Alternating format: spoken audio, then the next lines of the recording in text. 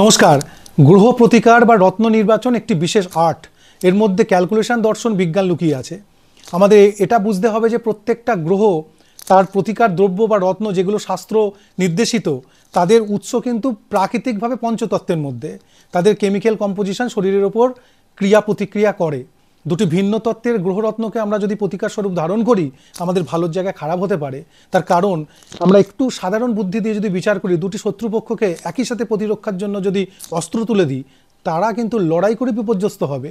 ঠিক আমাদের ক্ষেত্রে দুটি শত্রুপক্ষের রত্ন যদি একই সাথে আমাদের শরীরে ধারণ হয়, আমাদের কিন্তু হানি হবে। সাধারণ বুদ্ধিতে আমরা এইটা বুঝতেই পারি যে আমাদের চার্টের মধ্যে বৃহস্পতি আর রাহু সংযোগ থাকলে গুরুচণ্ডাল বলি। সাধারণভাবে আমরা এটা বুঝতেই পারি আমাদের চার্টে রবি এবং শনি একসাথে থাকলে বীজযোগ বলি। আমাদের চার্টে আমরা রাহু মঙ্গল যোগকে আমরা অঙ্গারক দোষ বলি।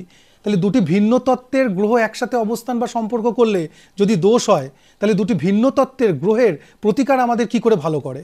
আমাদের বৃহস্পতির প্রতিকার পিত্তপোগরাজ, যার সংকেত হলো অ্যালুমিনিয়াম অক্সাইড।